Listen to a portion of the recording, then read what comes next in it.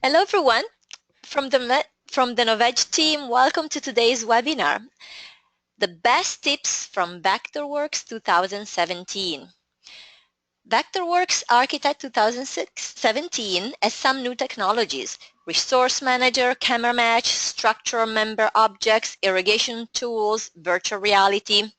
And there are some technologies that were introduced in Vectorworks 2016 that have been improved, like Subdivision Modeling, Project Sharing, and Vectorworks Graphics Module. Today, we will be focusing on the most important and productive of these changes. And by we, I mean him, Jonathan Pickup, our presenter extraordinaire. Jonathan is an architect trained in New Zealand and in the UK. With more than 30 years of experience, he has been writing and producing Vectorworks manuals and providing customer support for more than 15 years. His company, ArchonCAD, is the premier provider of third-party manuals and training resources for Vectorworks. He also runs the Vectorworks online user group and provides its main direction. Before we get going, here's an overview of what we do at Novedge, if you're wondering. Novedge is one of the largest online stores for design software. In fact, we offer a huge assortment of software solutions for every designer's need. Come visit us and check us out. And for more daily software news and limited time promotions, also pay a visit to the Novedge blog and follow us on Facebook, Google+, or Twitter, your choice. Coming up next week, laser scanning for an integrated BIM workflow. And last but not least, I want to let you know that today's webinar is being recorded. So if you want to rewatch it, just head on over to our YouTube or Vimeo channel called Novedge. And now, without further ado, I will share Jonathan's screen so you can get a look at his Vectorworks. Can you see my screen? Page. Okay, yes, we can. We can see Vectorworks already open and running. Take it Sweet. away, Jonathan. Great. Thank you, Barbara. I always laugh at your introduction. I've been writing Vectorworks manuals actually for more than 20 years now, but I sort of think that makes me sound too old if I say 20 years. But, here we are. So this is Vectorworks 2017. It's really only just come out. It's got some nice new techniques. Now, docking in the Macintosh has been improved, but also docking in the Windows machine. Unfortunately, I've left my navigation palette out, and I need to dock that. And you'll notice as soon as I grab hold of it to drag it, I get these new icons that just appear. This little bit here. And if I come across to here, you can see it makes it real easy to decide where to put that navigation palette. I know it's a really small thing, but when you're moving your palettes around, it's kind of handy to do that. Now we're going to talk about some of what I call the best bits. Maybe that's just a colloquial expression. I mean the best parts. And there's a handout that I've created for you. Now the handout doesn't show you everything that you need to know. It just shows you a little bit of each one. Just I call it an aid memoir, an aid to your memory. So let's have a look at the Resource Manager to start with. This is brand new in Vectorworks 2017. And when you look at it, you might be thinking, well, I don't know, it just looks like, a bit like the resource browser, maybe a little bit more neat and tidy. But actually it's got some really powerful techniques going on here. Now we don't have time to cover everything that's due in 2017, so we're just going to do these best bits. And I might not have time to do justice to everything that's here. Last night with my subscription group, we went through the Resource Manager, and if you're a subscriber, look for that movie shortly.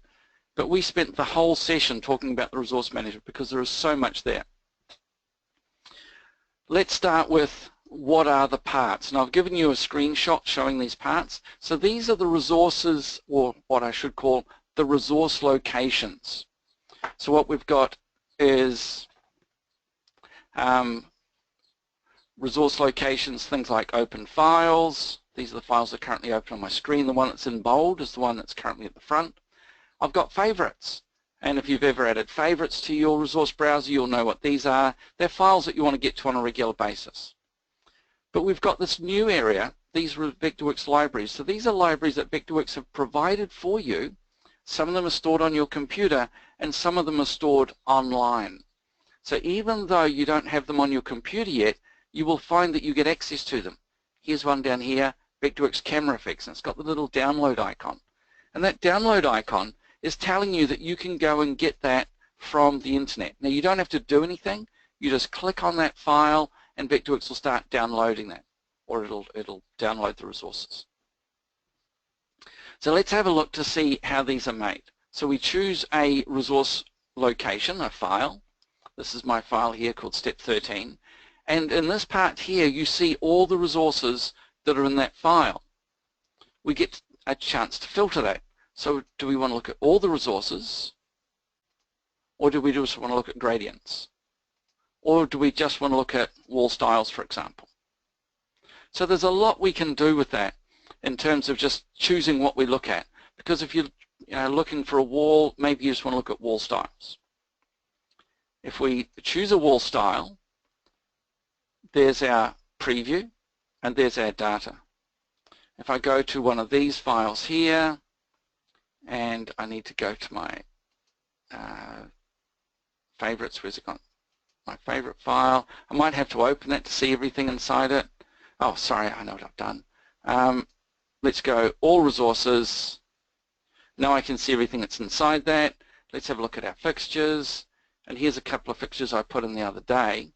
The Jurabit toilet.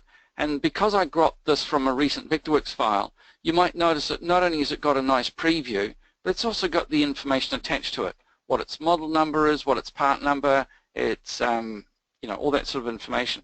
So that's kind of handy, this ability to not just see the resource in a small picture, but also in a big picture.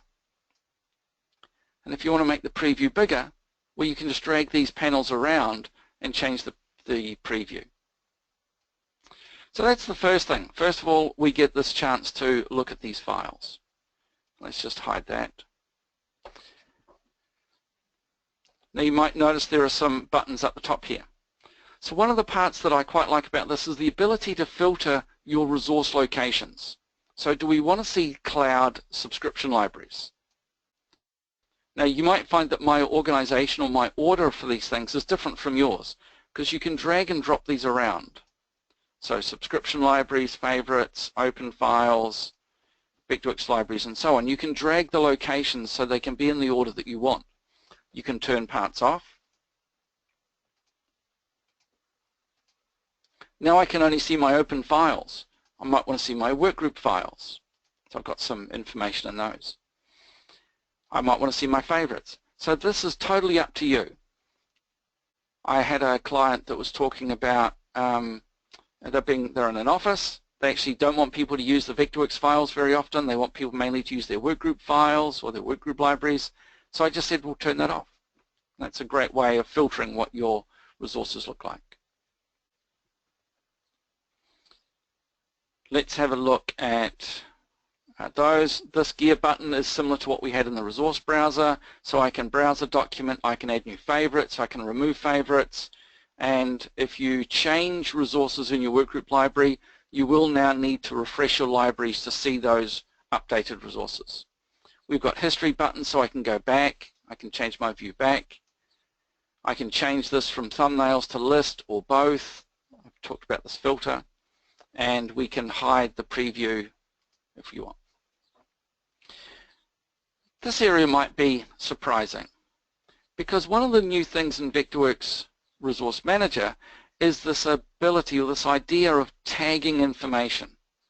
So when you tag information, I don't know if anyone's done a blog or anything like that where you can say, here's my blog and I'm going to put a tag here called like walls. So that when people search my website and look for walls, they find everything that's to do with walls.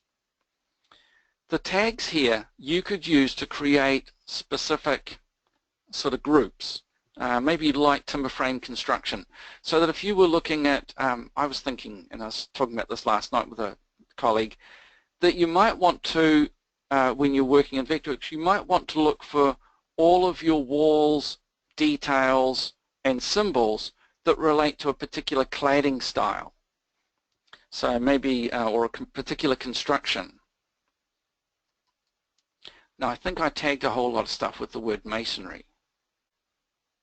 So I tagged that wall with masonry and that one, and then there's all these hatches that have the word masonry in them.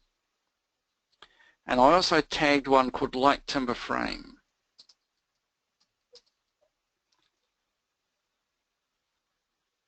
Now light timber frame has actually gone off and found a detail that I wanted to use whenever I'm drawing light timber frame construction. So this is, I think, really, really powerful. This ability to create a tag on an object or a tag on a resource and then be able to search for those kinds of tags. I'll see if I can show you how to make a tag. Step 13, balustrade wall. How about this wall here? We'll we have to make that the active file. So let's make that the active file. I'll go up here, choose Windows, step 13, it's my working file. And now I think I can right click on that and I can add a tag. Internal walls. Here's another internal wall here. Let's add a tag to that one.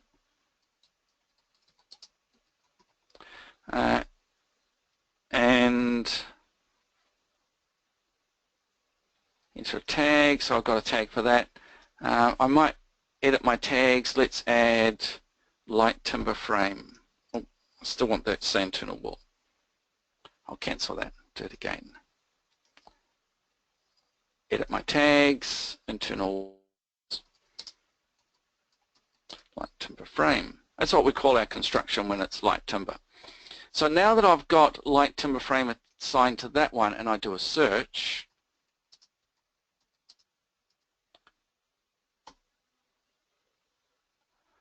you now notice instead of just finding the detail, it also finds my wall style.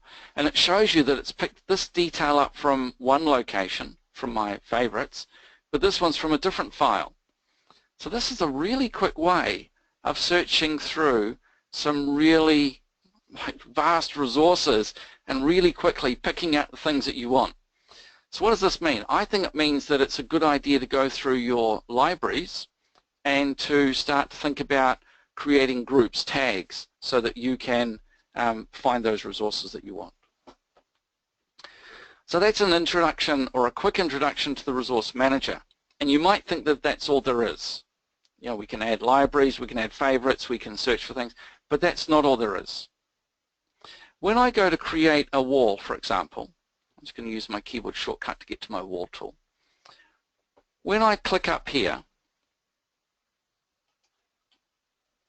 you might notice there's a resource manager which is connected to my wall style library. So what they've done with Vectorworks is they've taken the resource manager and they've embedded it everywhere that you're looking for a resource just about. There's a couple of locations I found where maybe it's not working exactly the same, but in the most part, whenever you look for a resource, you will see this, I just called it the mini resource manager, because it's not the actual resource manager, it's just a mini one here. But you might notice that this is slightly different. I don't have the chance to find anything other than walls. I'm in the wall tool, I'm looking for a wall resource. Vectorworks is saying, well, Jonathan only needs walls, let's just present walls only. So if I have a look here in my user libraries, or if I turn on my Vectorworks libraries, so let's have a look in my Vectorworks libraries.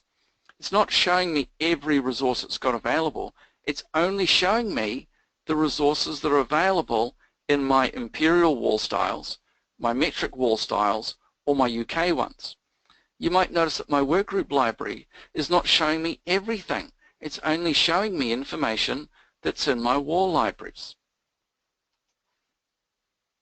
So this is a great way of getting stuff that, you know, resources that you need. So for example, I'm in the wall tool, it's only showing walls. What happens if I want to create a roof? It'll only show me roofs. What about slabs? It's only showing me slabs. And notice that the Vectorworks libraries here has changed, and now it's showing me stuff that's in my slabs. I'm not sure I've got anything in my workgroup library. Yep, there it is. I've got some slabs in my own one. But it's only showing you the folders in your workgroup libraries that relate to slabs. It's not showing you everything.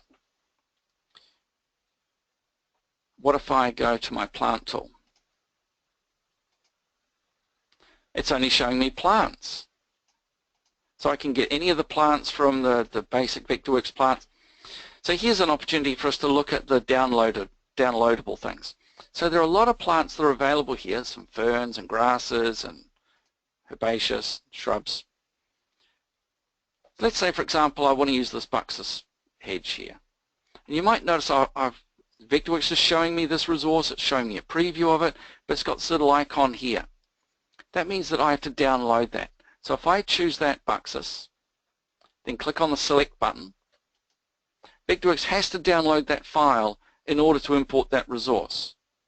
Now hopefully it's not too big and it won't take too long to download.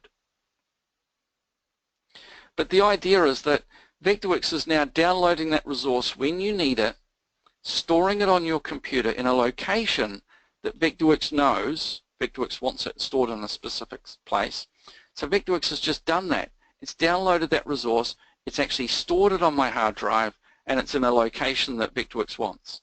Next time when I go to that location, I look for that type of file. Here it was here. You'll notice it's no longer got the little download icon. It's already downloaded.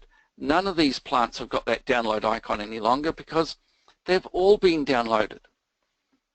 So when you're creating walls, plants, you're looking for furniture, you're looking for cars and stuff, you will have access to loads of resources and Vectorworks will download them only when you need them, which I think is kind of cool. So again, when we're looking at plants, we don't want to look at those, we don't want to look at our favorites, we don't want to look at online things. It's just showing me the files that are currently open. Maybe I want to see my libraries. But because I haven't got a plant folder in the right location, there's nothing in my Vectorworks in my workgroup libraries. When I want to texture an object, so I'm just going to create a simple rectangle. I'm going to extrude it.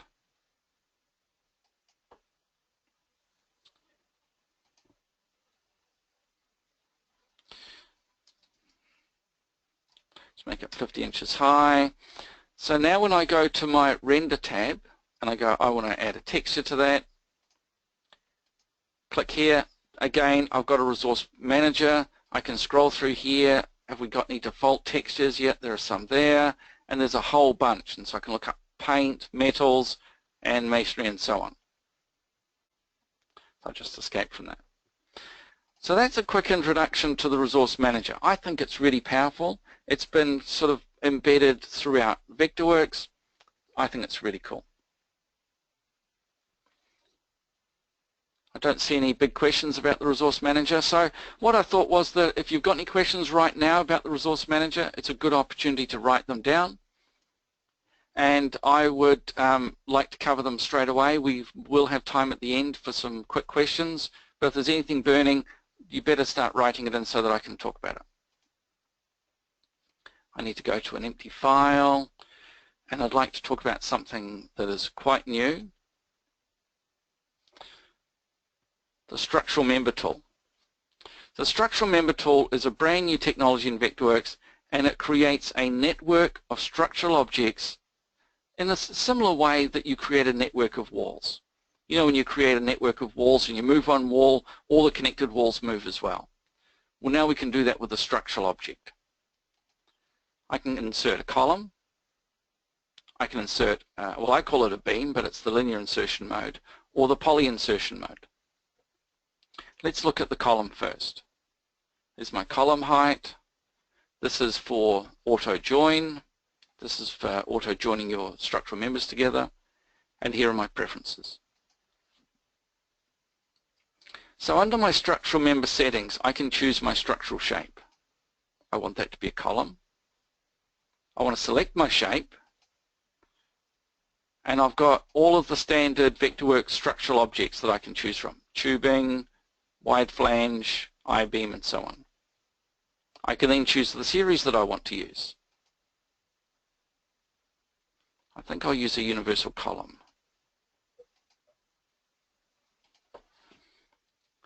So Vectorworks is already it already knows what size that column should be. So it knows what the flange and the web and all that sort of stuff.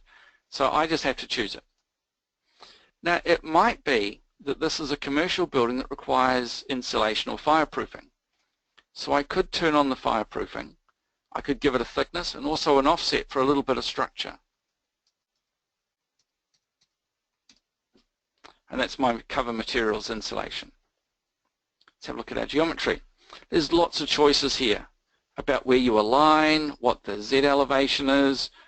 Do I want to use stories to control the elevation of the object?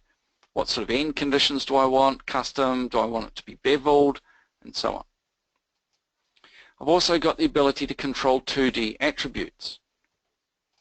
I could use classes for those, and I could have a whole set of classes that I could use to control the look of the things above or below the cut plane. Or I could use line styles for those. Or I can just use the object info palette, the attributes palette for that. And we've got the 3D attributes. Now if you choose class for 3D attributes, it will set class for 2D attributes, so just be aware of that. So you go through, put all your settings in, choose the options that you want, click OK, and let's put in our first member. Now it's not a double click, it's just a single click. Let's go back to the center of that, come across here, and single click again. So I've now got 2 columns.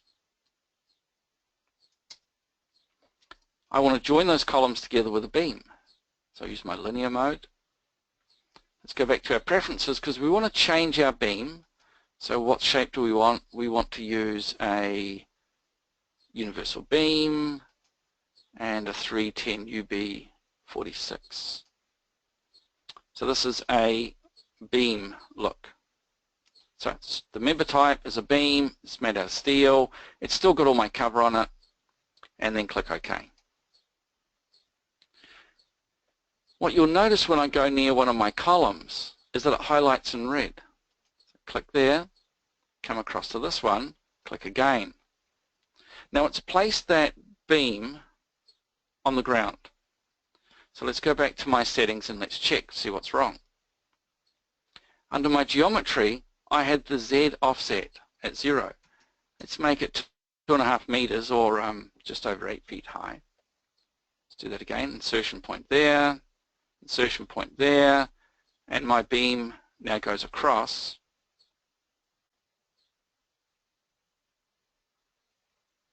And there it is. Now what happens when I drag one of those columns away? No, that doesn't look like it joined properly. Let me try that again. So highlight there, highlight there. It just doesn't seem to be joining properly, but what should happen is when I drag that one away, it should stretch that beam.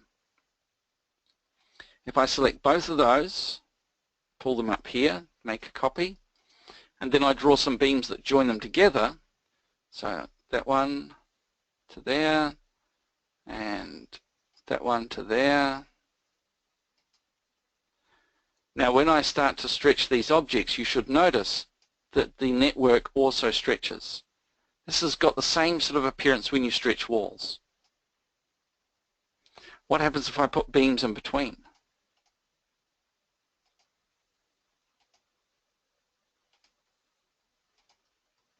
So if I stretch that down, you notice it's projecting those beams down, and I broke the link between those other ones somehow.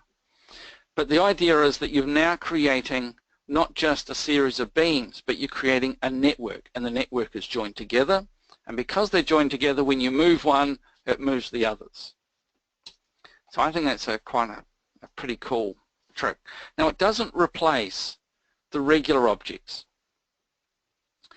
like the framing member. So it's not a replacement for the framing member yet. I don't know whether they're planning that in the future. So if you're doing things, create joists from polygon, then it still uses the framing member, not the new structural member. Don't know if there's any questions about that. Let's have a look at project sharing. So project sharing in Vectorworks 2017 has been changed. In the past, when you wanted to set up project sharing, you all had to be on the same network, or you had to use something like a virtual personal network.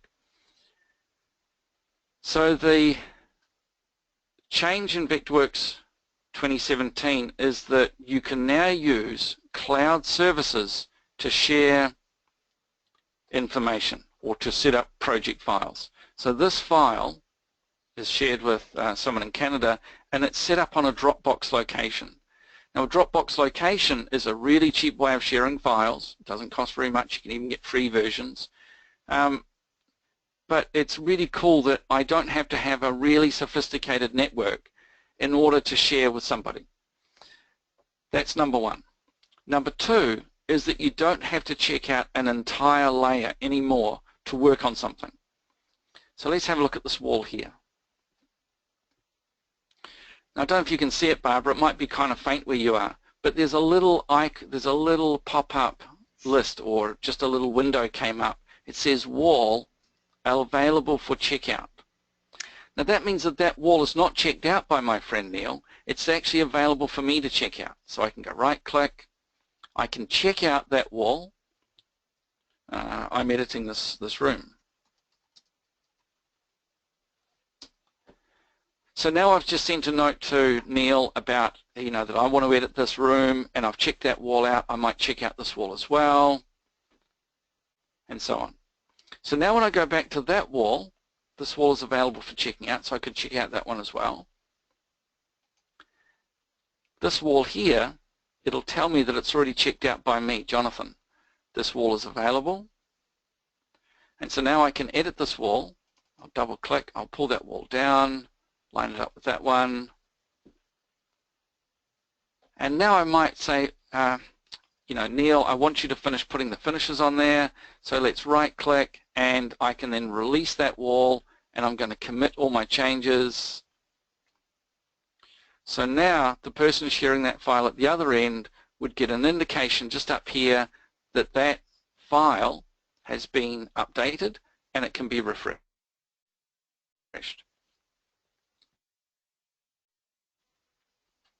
Now, if you're not sure about what checking out is, you need to have a look at project sharing. But project sharing came out last year. Checking out an object in Vectorworks is where you take control of that object so that no one else can change it. Like checking out a library book. You're checking out the library book, no one else can borrow it. When you're finished with it, you release it or you take it back to the library. Similar concept in Vectorworks with project sharing. So has anyone got big questions about project sharing?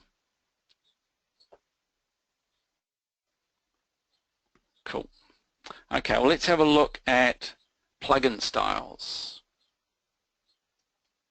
So one of the new things in Vectorworks 2017 is a concept called plugin styles. Let's have a look at the shape. So you might notice that this window has a style. Now I might see if I can find a file that doesn't. I'm going to use a project sharing file. So I'm going to have to check stuff out. So when I look at this particular window, we select that window. It's a window in a wall, and it's got a style called window 2. So a window style, I think, is a cross between a symbol, and those of you that know how to use a symbol is something that is identical or consistent right through the file. If you make a change to the symbol, every instance that symbol updates automatically. But a window style is a cross between a symbol and a plugin object. If I convert that to a plugin object, convert it to an unstyled, so yes, I've got to check out that wall. Now I can change everything about this window. If I have a look down here, I can change the height, the width, the configuration, the jam settings. I can change absolutely everything. But if you're working on projects where you want to maintain some kind of control over these objects, you might want to use styles to control different sorts of windows. This window over here is a window style 01, I think. There it is. So I can replace that with a window style 02. Select that. I have to check out that wall as well. And OK. So you notice that the new window picked up the size and the configuration from the window style. This one is an unstyled window, and I could change that to a styled window by clicking on the Replace button. So let's make that a window 01. After you've chosen or created your style, you can choose which parts of the window are able to be edited. So I've changed this. This is now window style 1. I can have a look down here, and you'll notice that there's a lot of parameters that are grayed out, all except the ID tag. Let's make that 02. Everything else is controlled by my window style. So let's go back to our resource manager. We want to look at step 13, look at window styles, and I think we're playing with window 01. So let's have a look at this. Now, before you, if you want to know how to make a window style, it's reasonably easy. You place a window in your drawing.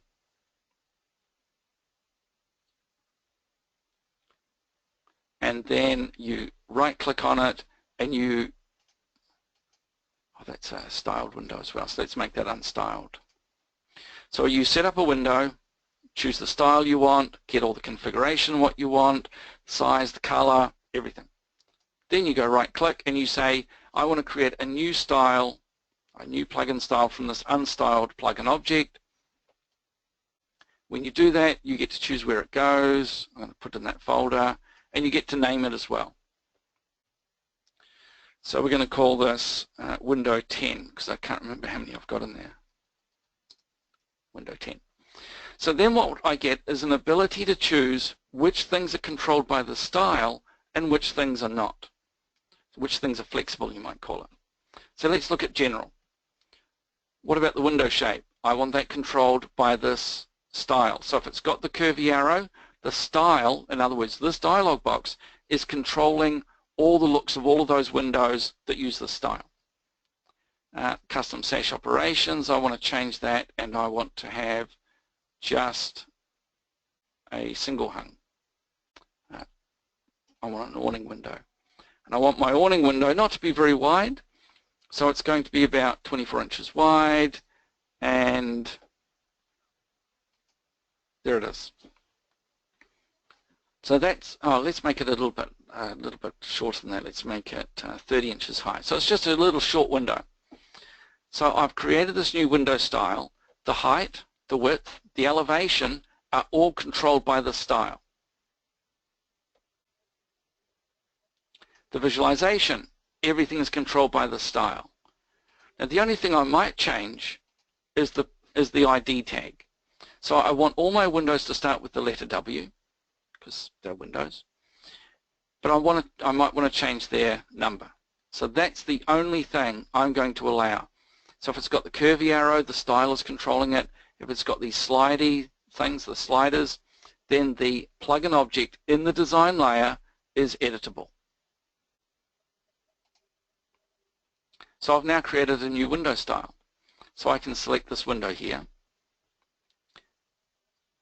I can change that to replace, and I can choose window 10, wherever I put it. There it is. And so now it's got window 10 in there. And so this makes it really easy to create a series of windows that are fixed in some aspects, flexible in other aspects, and you get to choose which bits are flexible. So for example, you might want to have flexibility over which windows have got trim or which windows have got numbers. And I quite like this bit here where you hide the style parameters, because before, I don't know if anyone noticed, but there was a whole lot of parameters that were grayed out, and you've got to scroll all the way down to find the ones that you want. Hide them, but they're really easy to find. Again here, let's hide those style parameters, and that's 03. Better turn that on. So how could this be an advantage? Well, I think there could be a real advantage to this if you use these window styles, set up a layer with window elevations. Remember, I've used my window styles to control a lot of information. So there they are. These are windows that are using the same style as the ones in the other design layer. But if I went to a front view, I might even be able to make a viewport from those where it elevates all my windows.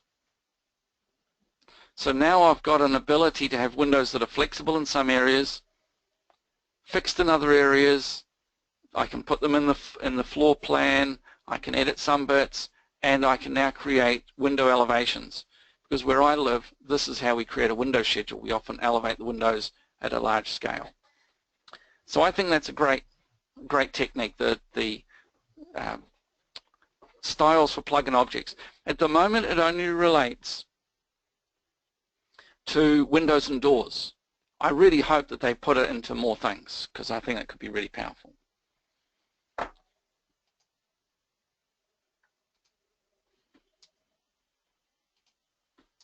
So I'm going to change now. I'm going to go to something else. This is an area called master snaps.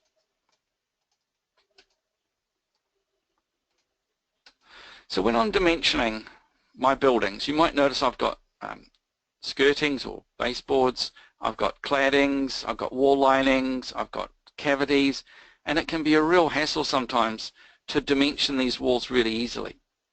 Now I could use classes on my components, I could turn those off, and that would really speed up the way I work. But there's a new area in Vectorworks, or a new concept, and it's called master snap points, which is a preference you can turn on or off in your smart cursor settings. But what is a master snap? Well, the idea behind a master snap is that when your cursor gets near an object, if you just have a look at my screen, I don't know if anyone can see it, but around your cursor you've got two very light grey boxes. This is your snap cursor radius, and I've forgotten what the other one is. But when you move, so selection radius, sorry. So when you move near an object, it snaps. It's the outer one is the snap zone. So you can see it snapping, and it's snapping to the endpoints of all my walls and all my components, and that can make it a bit of a hassle. So I could Z or Z key to zoom in, and then I could snap to the components that I want. So this wall here, if I edit that wall, and I look at my frame, I forgot to tell it's the core of the wall. That would help me with some other parts. But I want to edit that component. And I want to put a master snap on the left and the right side of that wall.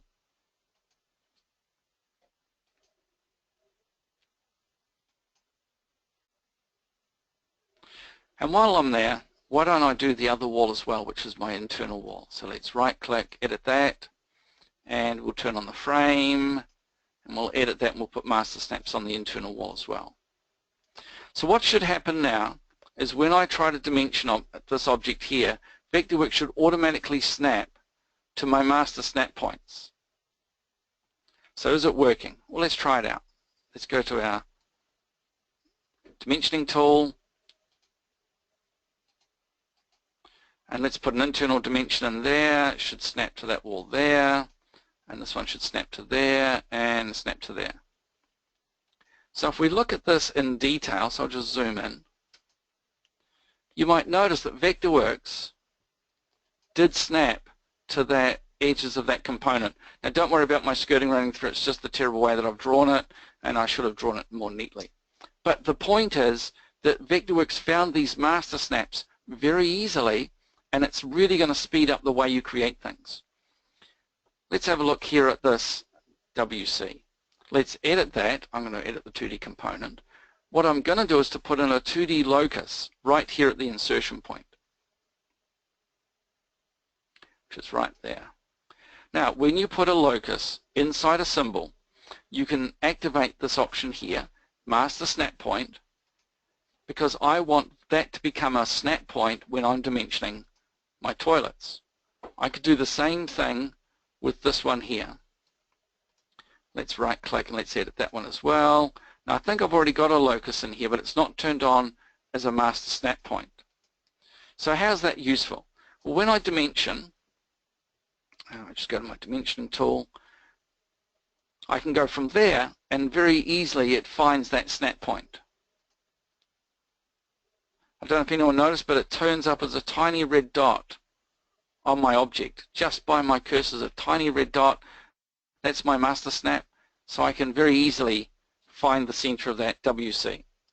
So it's wall styles, you can do it to, you can even do it to a group. So you can create a couple of rectangles. Let's group those together.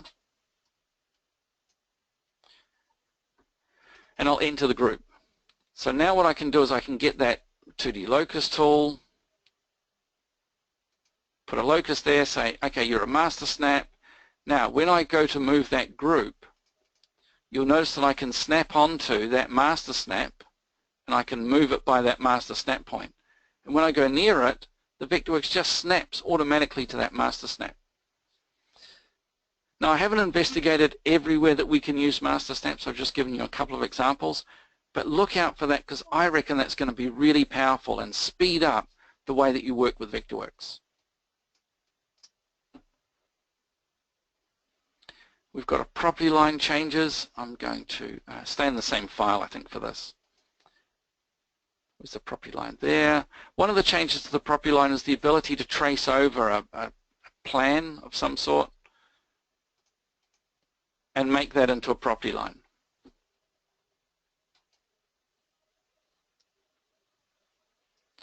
Now my text is a little bit small at the moment, so I'm going to increase the size of that.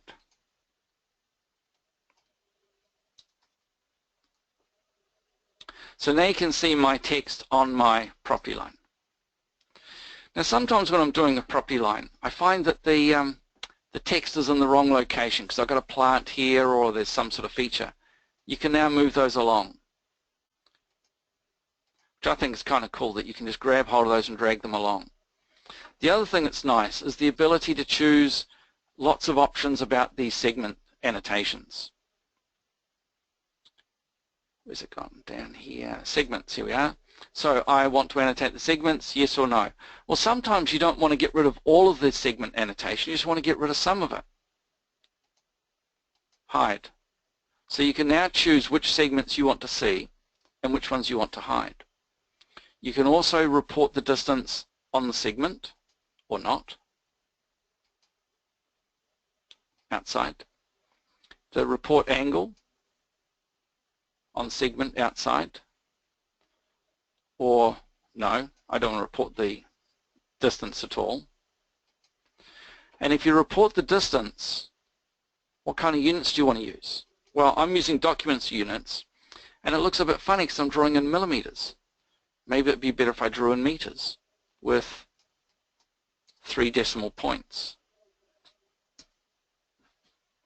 Maybe it'd be better if I drew in feet or feet and inches. So you get to choose your units, which is nice.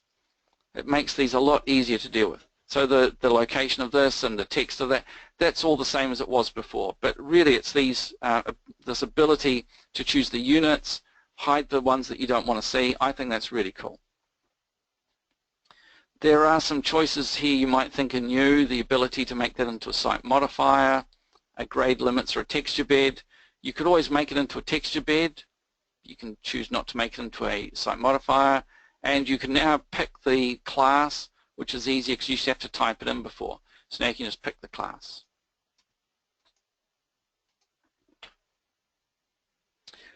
Slab association. Cool. Let's have a look at this file here. I'm going to hide all my other layers. So we've got a wall and we've got slabs, and we want to create slabs that follow my wall. So I go to my slab tool. I can choose a slab that's already in my file, but I'd like to edit that before I do anything. So I'd like to show you what the changes are.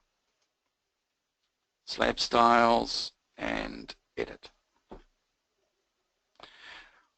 So let's have a look at our slab styles, because where I live, quite often we have constructions.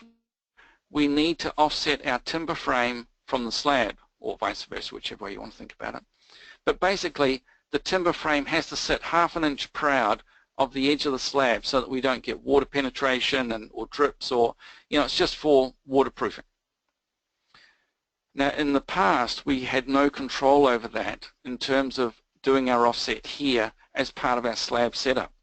Now, I can set up a distance, -12, 1/2 inch, So every time I auto-bound my slab, it's auto-bounding to the outer face of my wall core. That's not new, that was always there. But this is new. I can tell it what offset to use. I could also put in some master snap points if you wanted. Top of the component, bottom of the component, and that could help if you're doing sections through the building. So let's OK that, and we'll do the same with this one. This has also got an offset of -12. So now I'm going to create a slab that follows those edges. And I might have to check my wall because I was using the outer face of the wall core and it didn't look like it used that. So let's go back to my wall style. I might just have to select it. An easy way to do this would just be to go to my selection tool, select that wall, and let's just edit it to make sure it's got the right core. Yep, there it is. It's got the wall core there. Okay, so let's create our slab. We can use our rib raft slab, and that wall, that wall, that one, and that one. Enter. So let's zoom in and have a look. And you'll notice my slab is offset by ½ an inch from the face of my wall core. So if I did a section through my building, I think I've got a section set up already for this. Let's just update that section. Have a look. There's my timber frame sitting proud of the edge of my slab. I think that's pretty cool. But that's not all. You can also choose wall by wall what the offset should be. There's an edge offsets option here. And I can say edge 1, I want that to be 0 for both, for which component? What about both? Hold down my shift key, let's make that 0. So if we zoom in, I'm ½ an inch off the face of the timber on that wall, but 0 on that wall. So you can do it wall by wall what the offsets are. One of the things that used to happen, if you deleted a wall like that, Vectorworks would stop having this slab bounded to the walls that you had before. So if I move that wall down, you'll notice my slab is still bound. When you right-click on a slab, not only can you edit the boundary, edit the slab style and so on, we've got a new thing here, drainage. I'm going to cover that later. But we've got the ability to edit our manual edges. So I can drag that edge in, and it's changed it on my slab. If I don't want to use a straight line like that, I could use a polygon. Just make sure you get rid of that other line that's there as well. So J-click, I want to use the line, and delete it. So you notice that I've actually got manual edges, and it's got that line on it. So if I stretch my wall, it stretches that polygon, which is kind of cool. And I'm going to stretch that down because the next thing I want to look at is slab drainage. So I've got a wall, sorry, it's a slab, and it's already got tiles on it. But what I'd really like to do is to make that into, let's say it's a flat roof type thing. What would be really cool is if we had the ability to put drainage on our slab. Slab drainage, I can put a drain, let's just, slab must be selected. So I got my slab, let's have a look. I'm just going to use a roof drain and click, and it's now created drainage to my slab. And you can see, I think, I've got my clip cube turned on. I think you can see that it's actually got the twist in the slab. You can actually see the fall in the slab. If I go to the section, you'll see it. And I can also make changes to the slab drainage. So I can edit the slab drainage. I can say I want that valley there to go from the drain right up to that corner, and I want this one to go to that corner. And it's giving you the elevation, so the drain is at 0. That's 70 millimeters, 84 millimeters there, 56 millimeters there, and so on.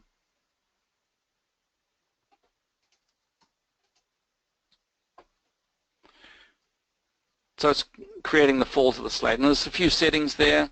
Now I notice I'm running out of time, so I'm going to have to hurry a little bit. I'm going to go back to my floor 2.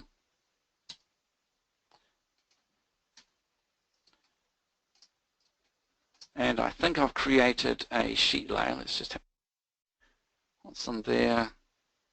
That's my drainage. Okay. So if I update this, I should see the drainage on that slab anyway. So you can see the slab changed. So I'd like to look at this room here, my bathroom, and I need to create room elevations. And it used to take ages to create your interior room elevations because you'd have to do a section viewport for each wall. View on the menu bar, create interior elevation viewport. So you double click and you choose the section viewports. Let's put a new sheet layer, 010, and it'll you can choose which layers are shown, which classes are shown, choose your render settings. But in simple terms, it looks at those, it looks at that wall and it creates your elevations for you. Numbers them for you, puts the labels on for you, and if you go back to your floor plan, this indicator is actually telling you what sheet number to look at, 010. If you double click on that internal room elevation, you can choose where the elevations are taken. So if there was a toilet there, you might want to be the other side of the toilet, you might want to be closer to the bath or the other side of the bath, so you can move those section lines around and then update your internal room elevations. And if you've got rooms that are not square like this, you can use your rotate tool and you can rotate that elevation marker and have it point directly at the wall that you want.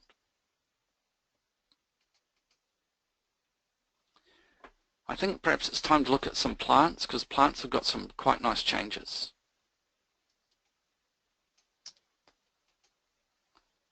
Is there one called planting? Okay. So when I go to my plant tool, what's new? Well, the resource browser, as we looked at, has been embedded into that. So we'll use that plant. Let's have a look at the modes that you've got. There's a new mode here, which is the mass creation mode, and you've got a hedge mode. So let's have a look in how we can use these things. So I'm going to create a little curvy shape.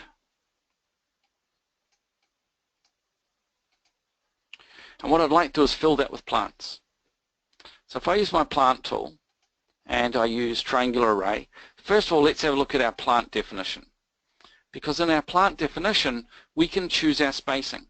Fixed spacing, how far apart are they, what size are these things, but there's a new one called best fit which I really like.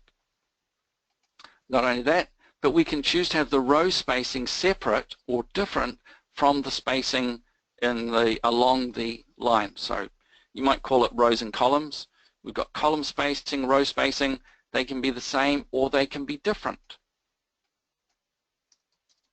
So you can make, if you're doing an orchard or something like that, you might have the plants close together, but you might have the rows further apart. So you can now do that quite easily. Also, if you want to do it by distribution rate or coverage, you can do that as well. Same as spacing. So let's go OK and OK.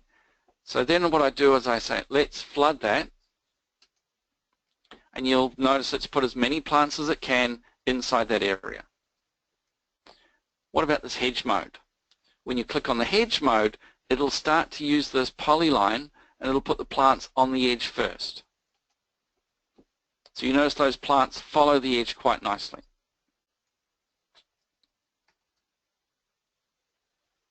Which I quite like. And if you use, let's go back to, I want to show you the spacing. Best fit.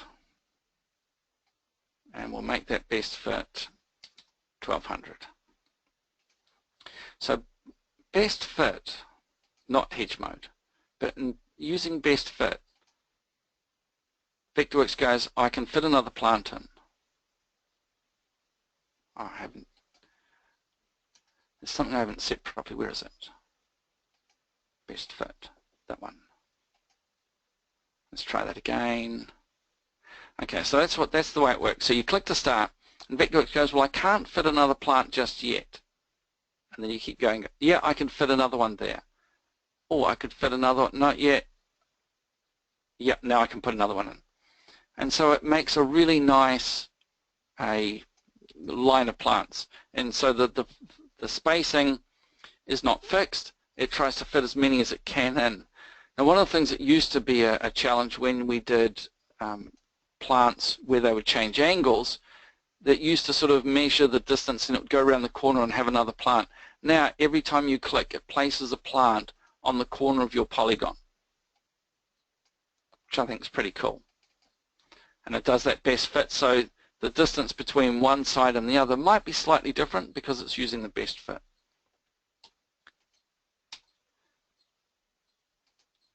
So that's the plant. If you wanted to use hedge mode, let's just go back to our definition because I've got too many hedges here. Let's do one hedgerow. Now, one hedgerow will put 2 rows of plants. 0 hedgerows will just put 1. And the other thing I want to talk about was the landscape area.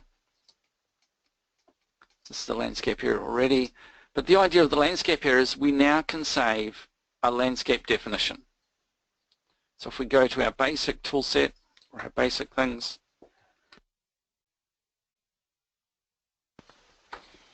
so we can choose some pre-made landscape areas. And you can save your own.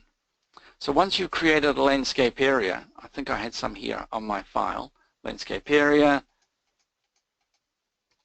you can create a landscape area and it uses the settings that you've saved. So color, line weight, name, so on. Tag display, right, it's pretty small.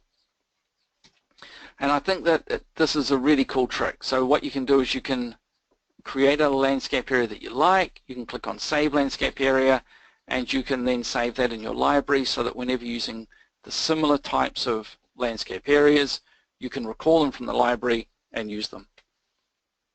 So, Barbara, I think we've just about covered everything. I had to rush at the end, I'm sorry. No problem. Yeah, we should have a look, see if there's any questions. Yeah. Do you want to start in the time they came in the order they came in, or do you want to pick and choose? I was just going to pick and choose, see if I can answer them quickly. Some of the answers I don't know, I'm sorry. So let's just have a look.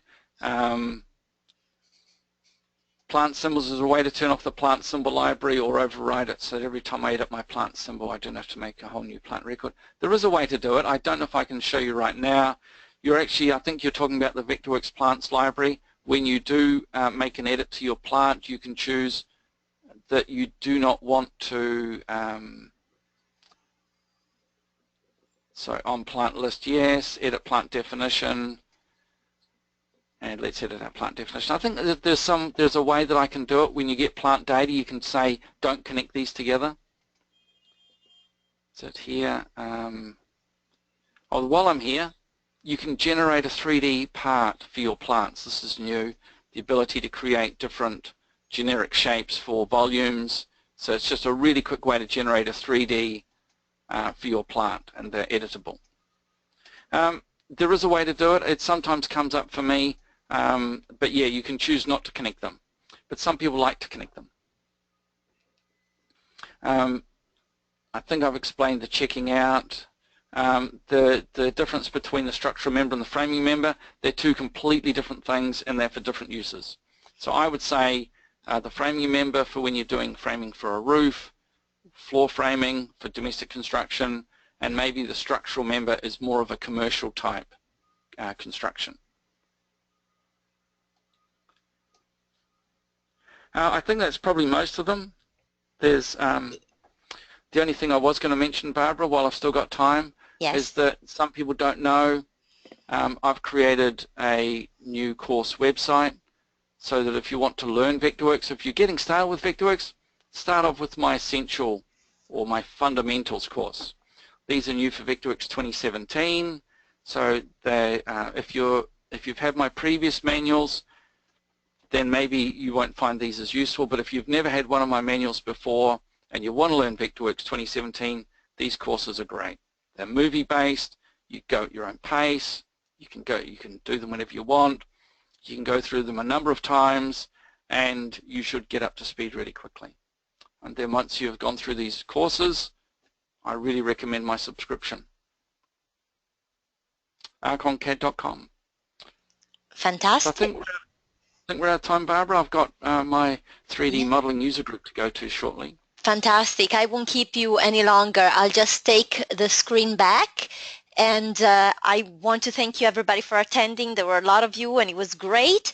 And I want to remind everyone to visit the Novedge page, novedge.com, where you can find the entire Vectorworks product line. Novedge is the best way to buy design software.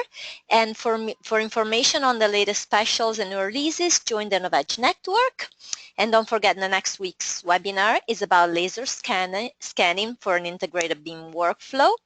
And also, since it was one of the questions, yes, our Novedge webinar today was recorded and it will be posted on our YouTube and Vimeo channel as early as this afternoon. So thanks again, Jonathan, for so much information and in so little time. You did amazing.